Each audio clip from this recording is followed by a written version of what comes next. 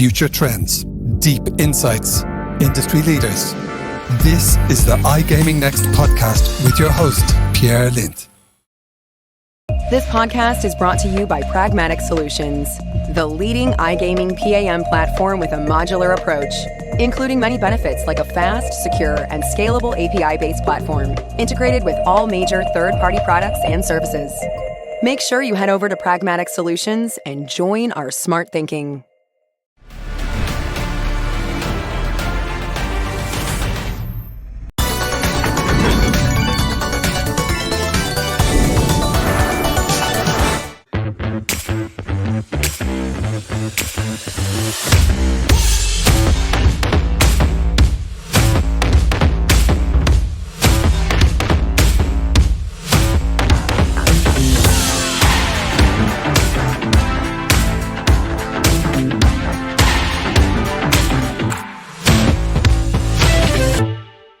So Russell, let's lean into it. I mean, it's great to have you on the podcast today. You're the director and gaming lead of KPMG, of course. Good friends of us here at iGaming Next.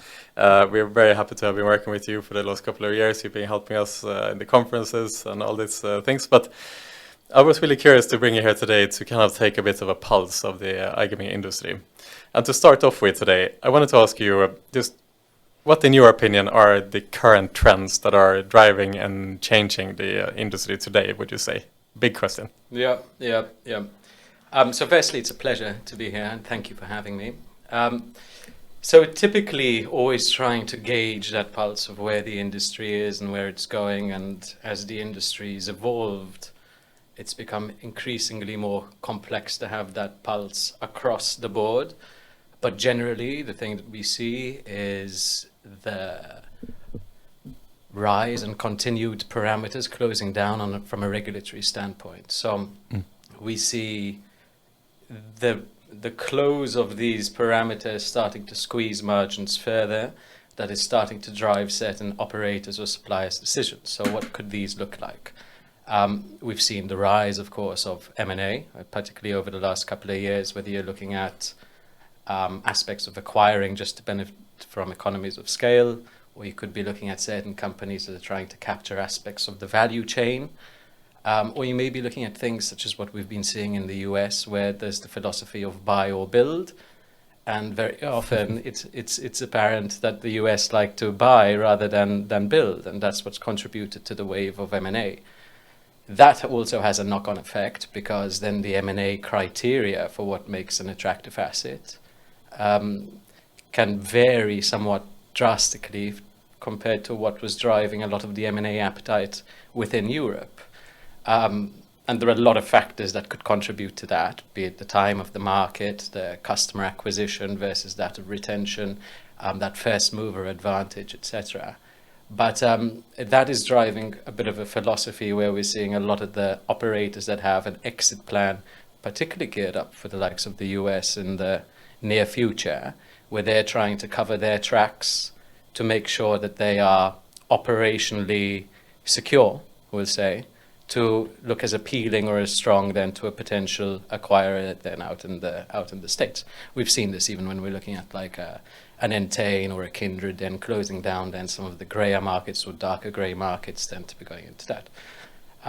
That's one aspect, and we could probably spend quite a lot of time on that. But if we look at beyond the margins being squeezed, the responsible gameplay aspect, that is driving down certain limitations then for operators, startups, operators that perhaps are just focused on a single market at a point in time. That coupled with the likes of advertising restrictions, all of these aspects we often see out coming from, let's say, the UKGC or the Swedish Gambling Authority. More recently also we're seeing the stuff that's happening out in Germany and in Holland. That is starting to steer different considerations. And to be honest, one of the last conferences I was at, the operators don't normally talk to me too much on a formal basis about their darker grey or black markets. And that seemed to be the standard conversation, where for those operators that haven't got a growth plan for the US or an exit strategy, then they were in the US, then they are looking to carve out part of their business and help fund their white markets through the less regulated markets. And of course that presents a number of different problems. That also feeds into the lack of empirical knowledge. Then from a regulatory perspective, that further feeds into the squeezing of margins, because that's the black market that's growing, and then they add on certain measures that complicate it even further than for the above board operators. There's a whole circle, and there are many, many different aspects that are contributing to it at this moment. Yeah, these are three very interesting points that you bring up. So what you're saying is essentially the last couple of years, the M&A activity has exploded, of course, and I think from a macro perspective, the 2020, 2021, and I suppose the start of 2022 was somewhat outlier years. And I hear often now, as kind of the markets have come back to earth again, that when you plan your 2023, you should think from the perspective of 2019, which was kind of like the last normal year. Like, how were you planning your strategy and operation at that time? Operational excellence. Do you need to employ a lot of people? I mean, obviously, there's a lot of tech companies and iGaming companies today that are cutting staff today. Yeah. And so, a question is from founder level and from CEO level is like, how much staff do you need in order to continue your operation? So obviously, the markets have come back to earth again. How does that affect the M&A side of things? Are you still seeing transactions taking place? Do you expect that a lot of these like adventurous startups that popped up in 2020, 2021, are you expecting that they won't be able to reach an acquisition eventually? And obviously many of them are cash hungry, and you would imagine at some point when they are not able to raise capital, will we see kind of like a mass casualty of startups that won't make it? So I think generally the startup scene for operators and suppliers has become, the market's a lot tougher, right, to be operating and be successful in the market today, not least because you need to be securing licenses in multiple territories. Gone are the days where I was super envious, where you'd have $250,000 and turn it into $1 million within 12 months. At least that was my perception. It's become a lot trickier.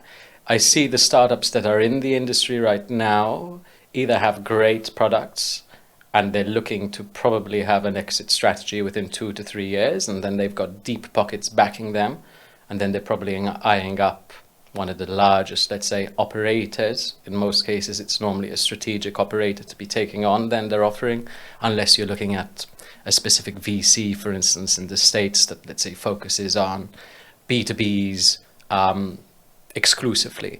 Then there could be certain attractive models over there to be acquiring these businesses. Generally speaking, I think it's a tough market for startups. I think we did see that rise of M&A, which fueled a lot of the dreams and ideas, not least with the affiliates as well, as we saw the US market open and Catena driving a lot of the acquisitions and better capital. I was focused on building up a lot of targets within the US, and there was a massive disparity between valuations, where you'd be talking to a great team out in the US. They'd be really good, smart, switched on team using different mediums to engage their audiences, but they would be a team of 3 or 4 people, and you'd be saying, so how much are you earning? And they'd like, oh, we're pre-revenue at the moment. I'd say, how much are you valuing the business now? 50 million. Yes. And that's largely stemming from the likes of BC then acquiring the Action Network, where they suddenly think that they've become multi-millionaires. And so there's the disparity and perhaps an element of immaturity that we've seen in the States when we see what happens when regulation starts to clamp down in a specific territory and shift the market focus from one that's customer acquisition focused to one that's more retention based. On the other end, we saw, particularly over 2020 and 21, a lot of interest on the SPAC front. And we did a lot of SPAC deals, and there were a lot of failed SPAC deals then as well that had happened. Regulation also started to squeeze that avenue, because originally then it was a faster way to be listed, but then they started to clamp down on certain aspects over there that starts to make it less attractive, less streamlined than it once was. So I think what we've certainly seen a bit of a quiet period on M&A, and we're probably going to see a continued quiet period of an M&A compared to what we've seen over the last couple of years. I think what will likely happen is, okay, so if we're looking at a new emerging market, we look at LATAM, for instance, and that's going to be really interesting. Okay, then the value per customer may be lower than that of, let's say, an American or a Canadian, for instance, but the volumes then are super high. So we may see then a lot more acquisitions, like what we see with Betson, for instance, going in and acquiring business that have that local feel, appreciation for what's going on in that market. Similar things perhaps with India. Japan is more complex from a regulatory perspective and debatable as to whether it's dark or light grey or black. Yes. But that would often be a driving force for the M&A. What I suspect we'll probably see in the US is that once regulation really kicks in and responsible gambling becomes more of a core consideration, be it as a result of a lawsuit, let's say, that one disgruntled player has and takes down one operator or manages to secure a large chunk of revenue off the back of some mishap that happened with whatever operator or land-based operator in that territory. I think we'll start to see a little bit more consolidation happen in the US. In essence, I see the US fast-tracked. Everything is bigger than what we saw in Europe, but I think it's on a faster trajectory than what we've seen in Europe. But there are some exciting things and new players coming to the market that we've never imagined, like a Disney with ESPN and I know we'll probably be touching upon then convergence of the spheres a little bit later, which is another. Absolutely. Yeah, on the note of Disney, there was this like ever resurfacing question if Disney is going to eventually enter the online sports betting vertical. And as you know, Bob Chapek, he was ousted of Disney here the other week, and Bob Iger, legendary CEO of Disney, came back, and there was one of the directors of ESPN yesterday did a panel, or the other day he did a panel where he was asked this question: what is the current state of play for ESPN entering the sports betting vertical? Because a month and a half ago it felt like it was a done deal between ESPN and DraftKings at that time, and then we haven't heard anything. Yeah. And he said that, well, now with Bob Iger entering the CEO position at Disney again, basically they will need to convince Disney that this is something that is reflecting well on the brand itself, because Bob Iger is not only going to see this potential deal from a ESPN lens, he will see it with the Disney lens, and will this reflect well? So it's kind of like the state of play now is they have to take a step back and again look at if this is something that Disney will want to pursue. But he also made it clear that ESPN is not looking to build any proprietary operations, right? They are looking to license the brand. Yeah, is that important? Yeah. What do you think? No, I tend to agree. I mean, if we look at, so there's an association risk.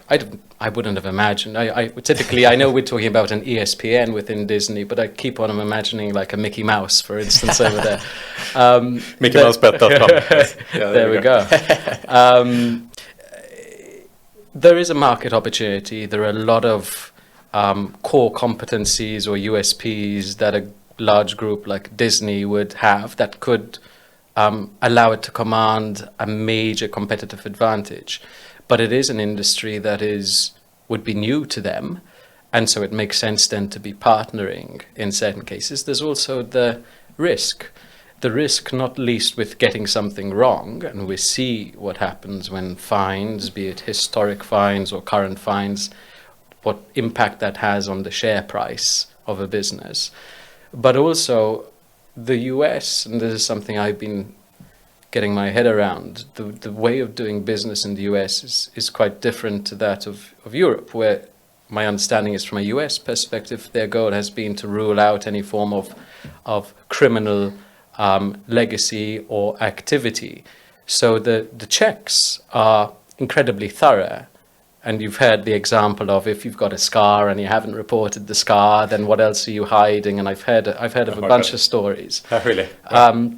So there's the historic activity, which obviously needs to be investigated if they were to go down directly through the license route. That's perhaps a reason why they would choose then to partner with an existing licensed operator. Not to say that Disney has baggage then in its cupboard by any means, but there's obviously history that needs to be looked through.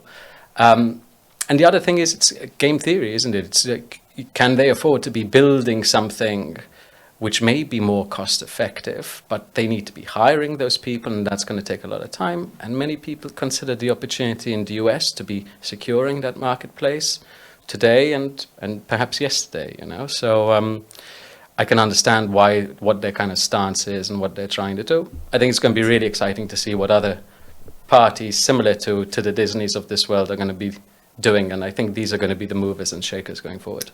For sure. I mean, staying on the topic of the US, currently there are the big four, say the big four players in the States that together have something like some ridiculous amount of market share, like 80+% together, right? Whereas in Europe it's very different. You have hundreds, potentially thousands of different brands that are sharing the piece of the pie here. Do you think that it will remain like this in the US, that it is a market for the giants? We have potentially Fanatics entering the game and ESPN down the line, but fundamentally is the market only for the big players? And finally as well, we also start seeing victims now as well, right, with Carousel Group folding the other week, unfortunately, and Fubo TV as well folding as well. This almost plays in more and more to the narrative that the dust has settled and these four giants are kind of the rulers of the market. So. I mean, I think the US is an incredibly expensive market to be entering and to be operating successfully within. So when we talk about the big four, what are the real profits that are being seen today? And if we use the same measurement that we measure successful European-faced operators with, I'm not seeing, at least I haven't seen, that same degree of profitability in the US yet. So I think it is a bit of a wait and see and hope that once the market stabilizes a little bit and the rest of the states open up and perhaps the other verticals start to become more widely regulated, that there are other avenues. I think, in my view, I think it would be tougher for an unknown name to be exerting significant dominance in the US. I think you may be seeing businesses, once again we're linking it to a Disney and ESPN for instance, where they may have core followers, a lot of USPs that they can leverage, that they can rock the boat of the likes of the big four, if you like. But I think it's going to take something very, very special, and if not just deep pockets, then incredibly deep pockets to be able to rock that boat effectively. The rich get richer. Well, yeah. Russell, that's the world we live in. Yeah. So Russell, the share prices have been kind of fluctuating widely. If we look at, I think the prime example is DraftKings, of course, which is still a very speculative business overall, right? The shareholders haven't been able to kind of figure out where to price DraftKings specifically, and I suppose that the reason for that is that it's so difficult to understand where the market eventually will land. Yeah. And so the question is on the US, from a US perspective, what's your and KPMG's view on the iGaming industry at large? Like, do you think that further down the line, the goals of the operators now is to reach profitability by the end of 2023, or I think DraftKings pushed it into 2024 now. Do you think that the market will eventually live up to these expectations that has been so high on the industry since PASPA was repealed? Well, I won't speak on behalf of, let's say, my US colleagues, because they may have a different view. But look, I think that the US market is really difficult to be navigating. And I think the profitability, those parameters are already squeezed from the start. And I think that there are going to be many other factors that come into play that are going to be complicating the profitability even further as time goes on. Not least the point of the responsible gambling, which I know we keep on mentioning. But when we see real responsible gambling, I mean, an example, okay? In one of so right now, the advertising side of things, we're seeing it in Europe, restrictions or advertising bans, really, really tricky, right? And almost stifling the market, making it very difficult for a newcomer to be getting their brand out there. what are we seeing in the US right now? We see them advertising university stadiums, football stadiums, where there are kids, for instance. So I really do believe, and it's not to say that the US is going to follow the exact same trajectory as the Europe did, because I think that it's just a different way of doing business. Yeah. But I do think that there will be certain measures that will clamp down and make the margin for error tighter. So whether they will be profitable in 2024 or 2025, I'm sure that they will be at some point, but it would be really difficult to be saying, okay, it's going to be by this date, just because there are so many unknown factors. And regulation is what we've seen in Europe that has really squeezed those margins and has forced operators and suppliers and affiliates to be a lot more optimized with their inputs, a lot more calculated. So if you're looking at CPAs, for instance, what is the real value then of a player, for instance? I've heard a rumor that operators are looking to try and switch more so to the rev share side of things, but that brings up then more complications from the affiliate side of things, because most of them are certified then on a CPA basis, so then there are certain considerations there. I used to be an affiliate prior to having joined KPMG, so I was an affiliate for 4 years, primarily focused on the UK market sportsbook. Right, I didn't know that, Russell. So I used to be at ICE back in the wilder days. I'd say. Right. And LAC, LAC. Yes. And back then, we used to primarily like to work on CPA because it allowed us to kind of quantify the input versus that of the output. For instance, if we were putting in 20,000 in terms of advertising spend, we knew that that would generate 50,000, 60,000 euro in terms of CPA. It's far harder to be doing that on a rev share basis, but it's a lot more sustainable, right, from an industry perspective. So you'd see today, and shortly after, I'm going back even 2012, where a lot of operators were pushing for the rev share just because they ride the same wave, where you ride the same wave as they do, essentially. And it's a calculated risk. So when you see cases where an operator may be offering an extortionate amount of money to an affiliate for a CPA, be it on a casino basis or a sportsbook player, there has to be a science in understanding what is that ARPU, for instance, of that actual player, that calculated amount, beyond that of just saying, yeah, we got 10,000 players this year for March Madness, for instance. So I feel as though that element of sophistication is going to play a role, and that's going to force operators to be a lot more concise with their approach. Couple that with regulations, couple the other thought of the possibility of California. I know now that's stalled. The possibility of Texas, that's stalled as well. But those are going to be interesting markets. But then trying to anticipate what sort of regime is it going to be. I mean, that's the other thing in the US. We complain about the lack of harmonization within Europe, but you see very, very different things happening in the States then as well. So is it going to be based on a New York model, or is it going to be similar to a Pennsylvania?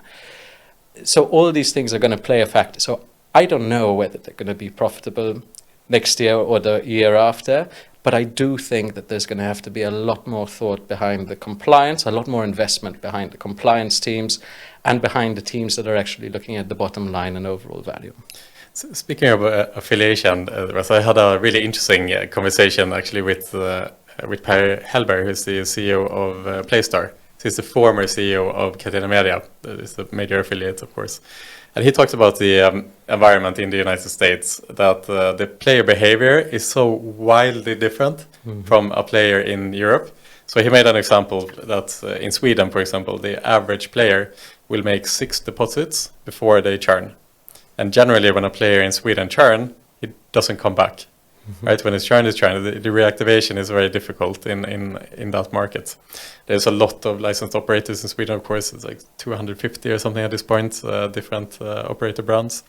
Whereas in the state of New Jersey, where Playstar is active, so you have something like 40 licensed brands or something like that in the state of New Jersey. And the American player tends to be a lot more loyal towards the brand over there. And not only that, but even if they churn, they tend to be much more open to actually returning to the player. And so Per Hellberg, he said basically there is no reason for an affiliate not to pursue rev share. Interesting. In the United States. But he said, particularly those who are publicly traded, if you, so Catena Media, Better Collective, RakeTech, for example, are predominantly CPA based. So they will get this fixed amount of money when a player signs up and deposits. Yeah. But he mentioned that, so obviously this is revenue that is, you get the bulk of the revenue now rather than over a long period of time. And for a publicly traded company, this is good because you are able to meet the shareholders' expectation in the next quarter. And acquisition hungry company like Catena Media, Better Collective, is very important for them to report good numbers in the short term. Yeah. However, then you have organizations like GIG, mm-hmm. who are predominantly rev share based, mm-hmm. and they have built a sustainable revenue over time. And you see, if you look at the stock market prices today, you compare Catena Media, Better Collective, both have been performing really bad in the last year. And then you look at GIG, who is doing really well today, because this rev share model is now bearing fruit for GIG, because it's a much more sustainable and much more long term. And so, if the American player generally tends to play a lot longer and deposit a lot more times before they churn, then obviously the rev share deal becomes much more lucrative than the kind of short term CPA deal. Yep. Yeah, that's how he summarized it. It makes a lot of sense, and I know that there has been a focus over recent years, even just looking at it from a European perspective, where operators wanted to shed or reduce the amount of reliance that they have on affiliates. I mean, back in the days, and I wasn't one of the first affiliates. I was there in 2009, but even back then there were people who were just on the lifetime value of the player. So there are people just lying down on a beach, relaxed. They've made their money, with their traffic that they sent through in 2006, 2007, and the operator is obliged to be paying them the rev share for the lifetime of that particular player. So there goes loyalty for you, So I think it really varies, and I think I can understand why there's a push for the CPA. Having said that, I remember seeing on my dashboard there was one particular player who had lost about 2 million. This is pre-responsible gambling. But about 2 million. My CPA was £30. So that particular operator did very well. God damn it. Anyway. The good old days. Well, speaking about the good old days, one of the kind of major points that you mentioned earlier in the podcast that is driving the industry, one of the current trends, you mentioned the kind of gray/black versus white strategy. And it's an interesting point, I think, because it almost feels like the industry is dividing to some extent now, where, as you mentioned, some operators are pursuing the regulated strategy, and perhaps many of them are publicly traded companies, or as you mentioned, they are gearing up to be acquired at some point. And then you have the other part of the market where I think in maybe the last 1.5 years, 1 year or something like that, it really feels like a lot of operators that were welcoming to regulation in like 2018 when Sweden regulated and the assumption was that more European countries would be regulated. It was many operators who welcomed the regulation at that time, but then it turned out that a lot of the regulated markets became unsustainable, essentially. Yeah. So many of these operators, it feels like they are dancing on the line today of profitability. Some of them are even losing money and so on. And so the only choice for them is to basically turn towards the gray and the black markets. If you follow that, like if you go down the line in the next coming years, how do you think this will play out? Because the gray market, to an extent, I mean, it's limited, and how long can operators sustain themselves for before there is action? So I think you're spot on, and I make a bit of a classification between the grey. So I do split between light grey and dark grey and then black. And it's as you say, there are a lot of operators that are saying this is no longer sustainable for us. So it's a bit of a vicious circle. So because of the regulations, or restrictions. We're talking about the operators, like you said, who were once regulated or excited to be entering then that white market, found that it's no longer as sustainable, or they cannot be competing to the same degree as an operator that has deeper pockets and can be benefiting from economies of scale. So they are focused more on those darker markets, the turkeys, for instance, which is a black market, and coming up with, let's say, creative ways of being able to target that market. And I don't see that trend stopping. I see it increasing, even amongst affiliates. There are a great deal of affiliates now that are supporting then the marketing efforts of many of these operators. Sprinkle a bit of crypto then as well on that, and that's a way then to facilitate certain payments and be able to entice some VIPs to the picture. I think so I don't see it stopping. I see it continuing, at least for the foreseeable future. My fear is that it's the black market, and let's call it black market or legal market in general, that is feeding a lot of the concerns from, let's say, a political or a regulatory perspective. Because if you look at Sweden, for instance, right, and you're looking at a regulated outfit that's working within the parameters, then they are doing everything that they can. Sure, there may be a fine from time to time. Normally they're historic fines, and they would have improved then on their processes or policies since that 2-year stint, and then it would have been made public a week ago, let's say 2 years on. But it's the other operators that are potentially causing or fueling the lack of unsustainable regulation as a result of their kind of wider parameters that they're working within. And then you wonder, what is a regulator going to be doing to clamp down on that? Because if they can clamp down on offshore operators or operators that are explicitly prohibited from targeting that market, then that should be a rosier future for those white operators, if you like. But you can't be closing it down. Even, I mean, there was a research thing then, even from a crypto standpoint, where the UK Research Institute found that the majority of operators in the UK that are accepting crypto illegally aren't carrying out any form of KYC. They aren't carrying out any enhanced due diligence. They're just validating off the back of an email. And what are the regulators going to do? They can't be going and switching off the funds. So it's a market that's essentially a grey area, and they're not having any self-regulatory measures or anything like that, which spells bad news for those regulated bodies, because the gambling industry, whether you are trading in the legal or in the illegal or partially legal, that's going to have one bad apple or potentially bad apple. I feel as though it's going to have a unfortunate effect on the industry at large, and that's what shifts the needle on public perception. Yeah. I think it was stake.com that was in trouble now in the UK media, because one of the reporters had deposited money at stake, sending in a picture of a chewing gum as their KYC picture, and it was approved. That says all, I suppose. Yeah. I mean, it's an interesting point as well, and if the kind of tier 2 operators have had difficulty now to navigate this regulatory landscape, and the only way for them is to turn grey, is there a path for them to pursue a more sustainable strategy towards profitability? For example, do we need to see consolidation between the tier 2s? Like, what if some of the tier 2s here in Malta that are struggling, for example, would just band together, merge, and create one bigger operator? Like, I don't know. Like, what is the way out of this? It used to be a thought I used to have. If you're looking at tier 2 or mid-tier, and then they band together and then have deeper pockets, leverage the technologies. I think the struggle is, it depends what the game plan is. Is there an exit strategy? So there are plenty of investors that are, let's say, tired of, let's say, having invested in UK-focused businesses and looking for, let's say, debatably lighter grey markets where the margins are broader, the shareholders are potentially happier.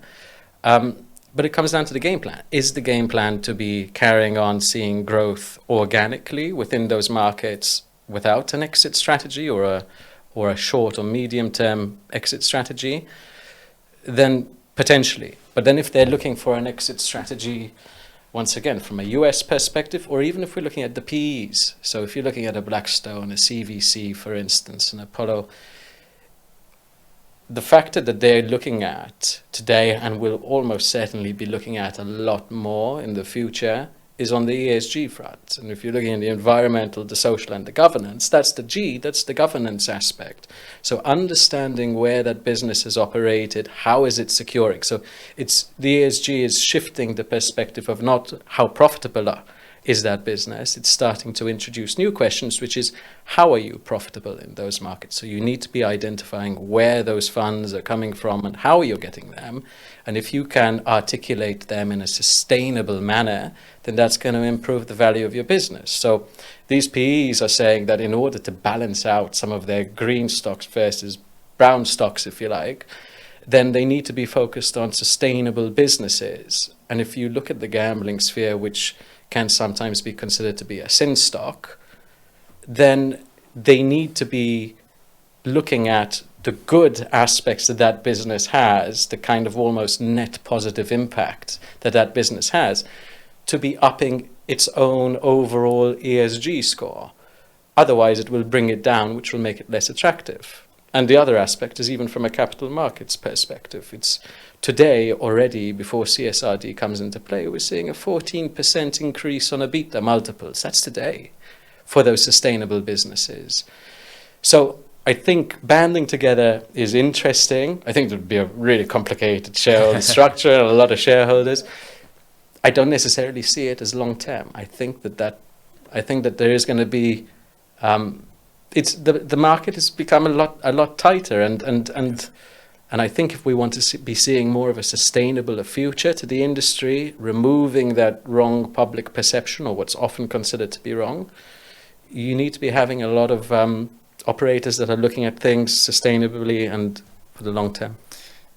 Can the industry be ESG-friendly? I mean, I spoke to your friend Stephen Myers here the other week, and we had a long discussion around ESG and iGaming specifically. He made the point that he does not think that the iGaming industry is a sin stock, essentially. But the Swedish pension funds would disagree. Regardless, before or after the regulation in Sweden, they do not want to touch the industry. From your point of view, and just also if you take the perspective of the kind of the pension funds and other investors on a macro level, do you think that they will ever be able to see our industry as ESG friendly, and what do we need to do in that case? So my hope is yes. I think it's an area I'm investing heavily in, and I know Malta is going to be investing heavily in this initiative. I think there's a bit of a pervasive misunderstanding as to what ESG is. So right now, many of the smaller operators are looking at it as like a tick box exercise. The bigger guys, so you're looking at a Betson, an Entain, a Kindred, these guys have been looking at sustainable strategies, looking at their journey to zero, their ARC systems. They're looking at 888 William Hill, are looking at their carbon neutrality then as well from a retail perspective. Typically, the industry looks at three areas, which is responsible gambling, the carbon footprint, and the diversity aspect, which are easy factors to be measuring. But there are far more areas that industry could be shouting about or capturing, because it's easy to say ESG is going to be great and there is going to be strategic appeal, but right now there are question marks as to how it should be measured, how it should be voiced. Right now you can't be how do you compare Kindred's journey to zero with that of Entain's ARC system, for instance? There are different measures. Yes. So if you can bring in a bit of harmonization over there and start to compare apples with apples, then that starts to set a framework for what an operator should be doing, and it allows for transparency and ongoing reporting, which starts to bring comfort. There are many other areas. If we look at R&D, we look at social contribution, for instance, it's something that the industry is pretty good at when it comes down to carrying out certain measures that contribute to society, but the industry isn't as good at shouting out about it. And if you look at some of the strategic benefits, whether you're looking at a Gen Z person or the eventual Gen Alphas, who are probably about 12 years old now,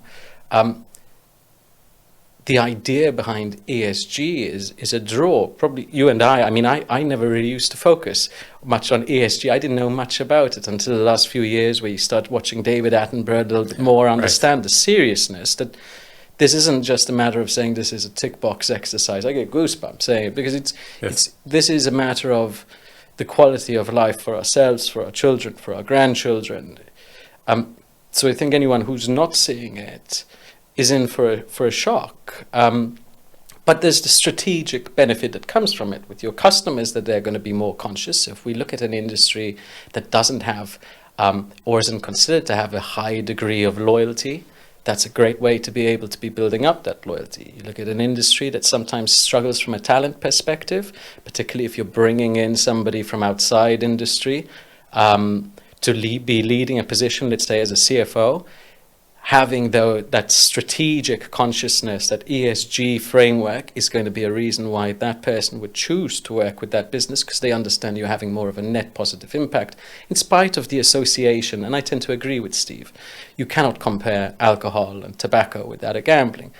But the industry hasn't been great at dealing with its reputation. And this is one of the things that the industry needs to be changing.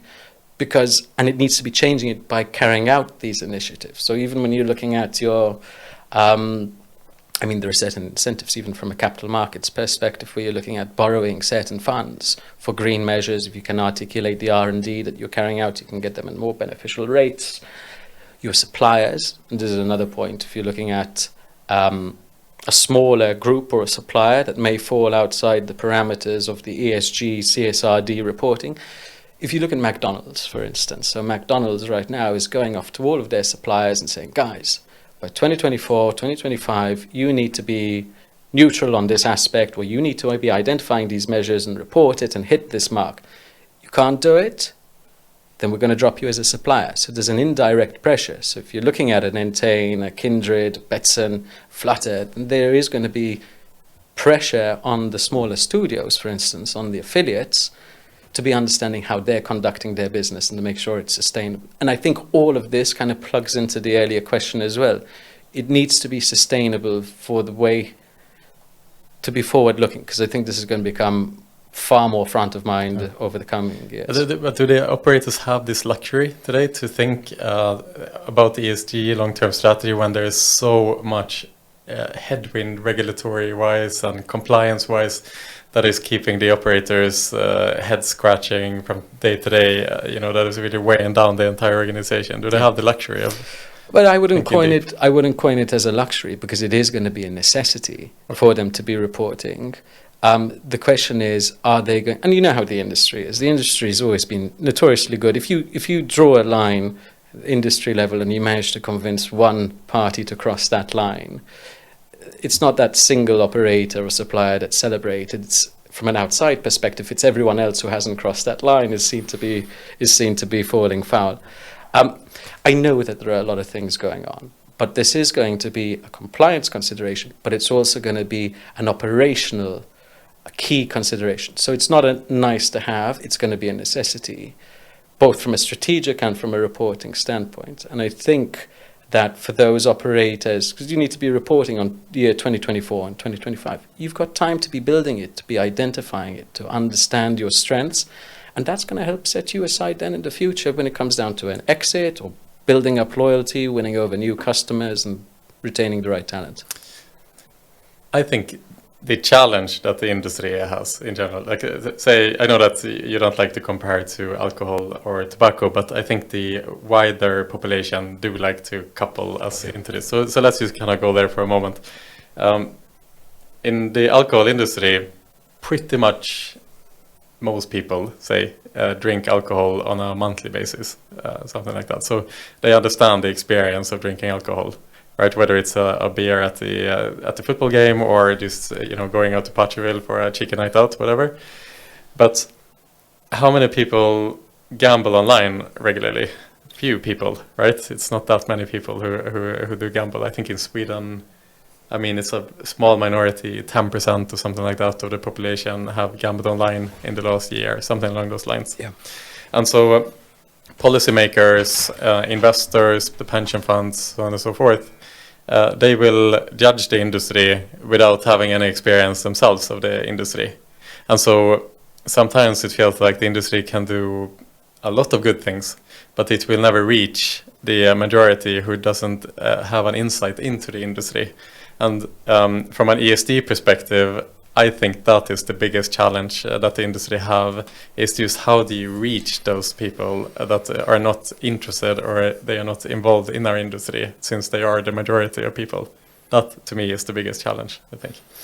Yep, yeah, I think it's a fair point. I mean, it's certainly not a straightforward answer. So you're always going to have people from the sidelines who aren't part of the industry that are going to be just associating it with a taboo industry, for instance, and the initiatives that are doing, or the fines that are being advertised over there, is just fueling that thought.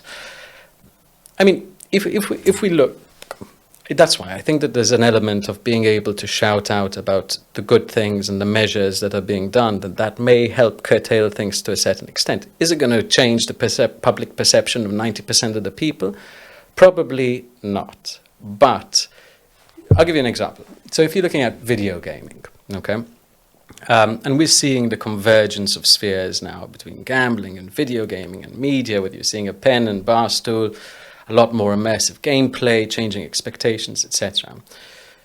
Video gaming right now is largely considered to be fine. The only concern is when the children, for instance, are playing too many hours and they feel as though they should be out and playing football or going for a run, whatever. The term used for people who are playing too many or spending too many hours on a video game right now is over-engagement. Okay, compare that, let's say, to the gambling sphere where it's problem gambling. It sounds a lot harsher. And over-engagement, you kind of say it with a smile. You see elements of regulation happening from a video gaming sphere, like on loot boxes in certain territories, because there's an element of gambling.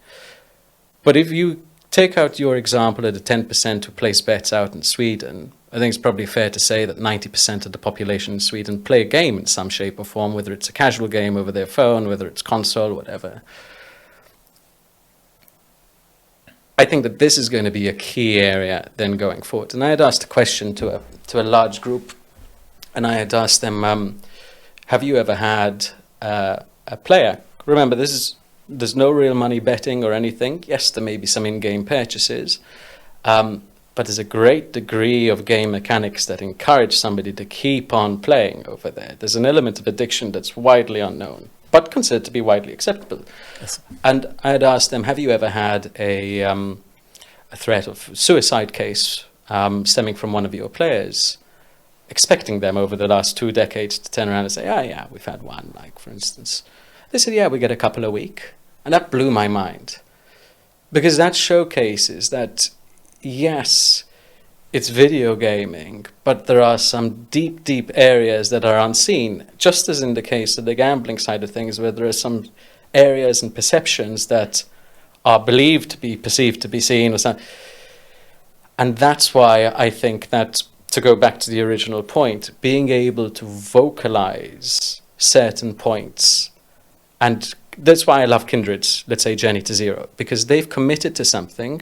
Nobody really believes that they're going to be able to actually hit that target, but they've committed, they've pledged to it, and they are reporting on it in a transparent manner. Right. And I think this transparency is the key thing. It's that truth. It's that being open to be saying, this is our goal, this is what we aspire to be, and we're going to be committed to reporting about it. And I think that something like that can help change public perception if they can be hitting then the right eyes.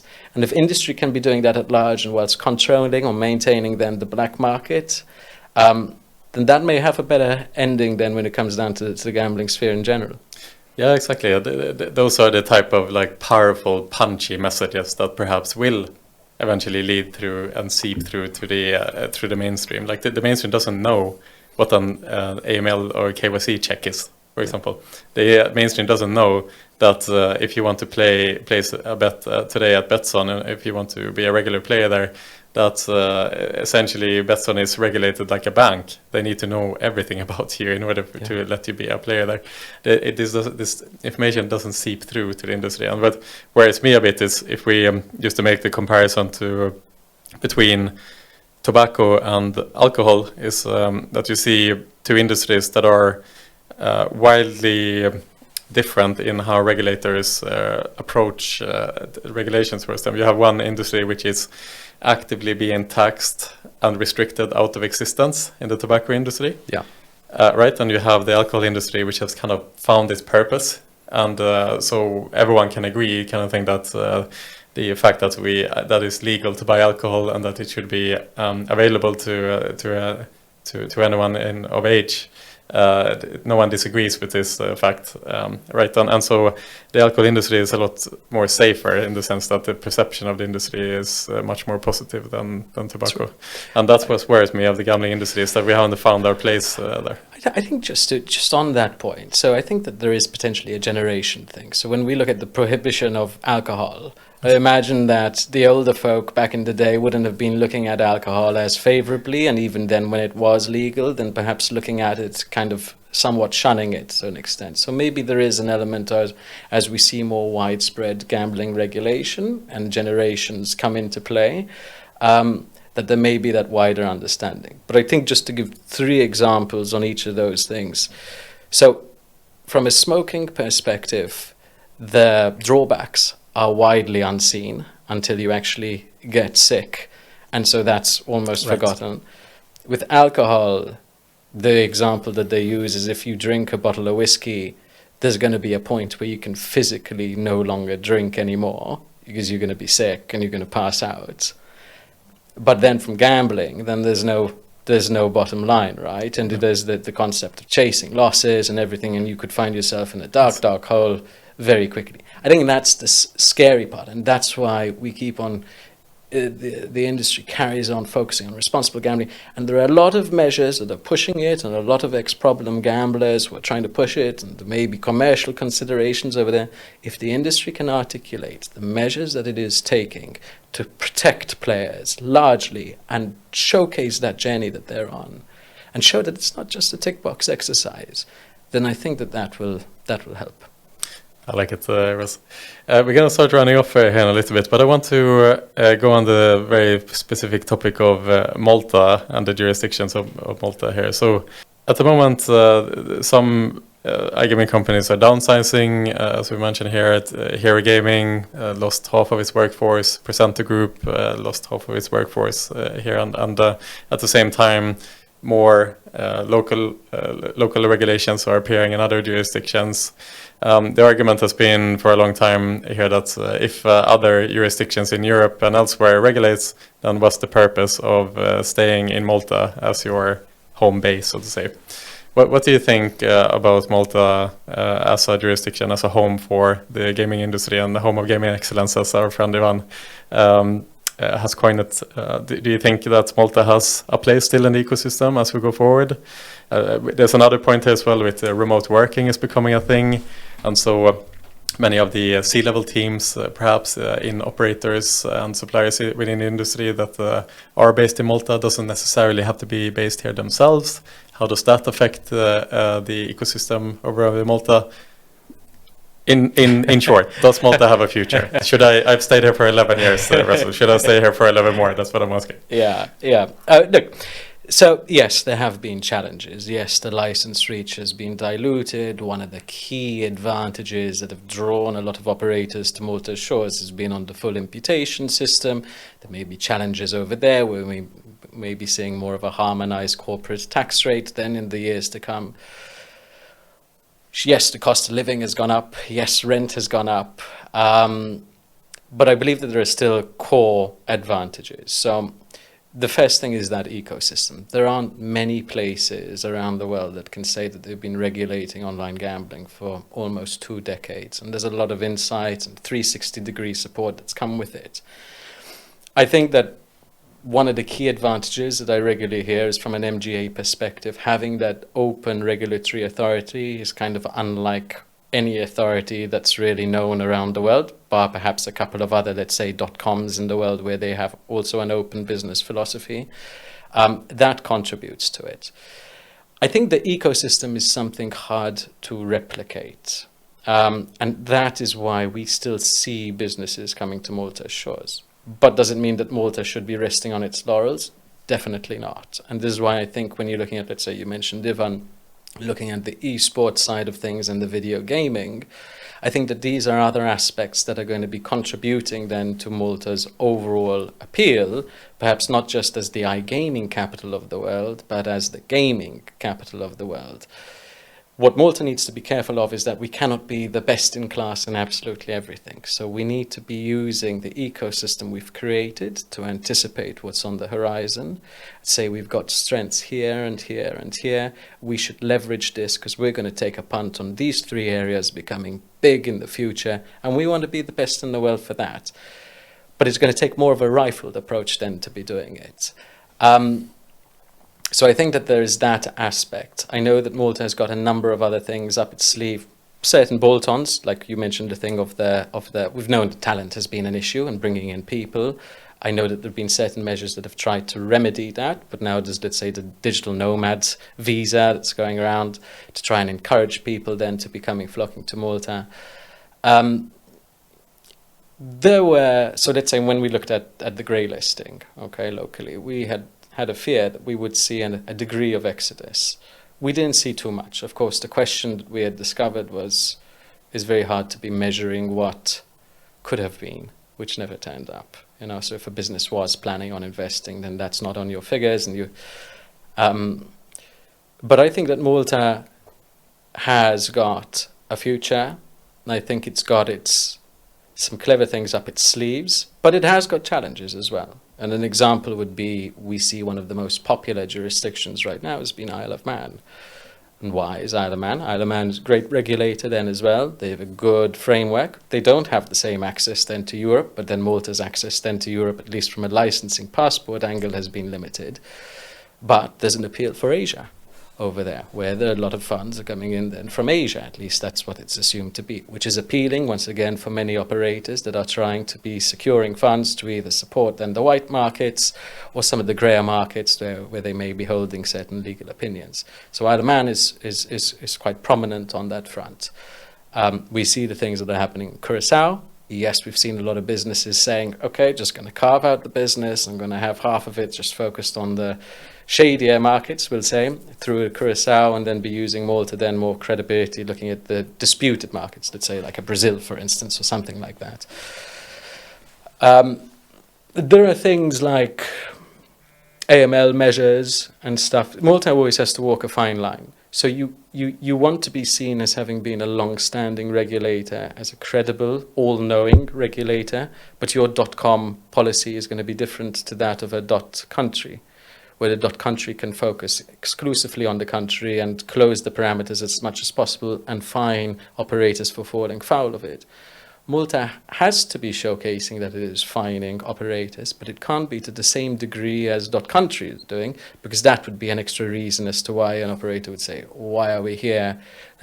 Let's leave. But equally so, Malta cannot not be fining, because then it loses the advantage of Malta being able to say, we've been doing this for 20 years. You guys have been doing it for 3 years. Look at all the data that we've got. So there's a fine line. But I think the MGA is working on some exciting initiatives that will further contribute to Malta's attractiveness, and I know it's front of mind for Carl and Peter and Kinga on a regular basis, and Rebecca. What can they do then to future-proof Malta? And Ivan. And we also have Portugal, so that's tough. In our younger days, so yes. Russell, it's been a pleasure to have you on here today. You're truly one of the industry leaders, both on the American and the European side, well respected on both sides of the pond.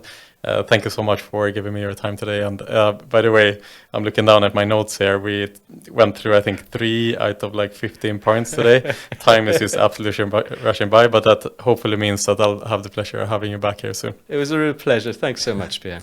Thank you, Russell. Cheers.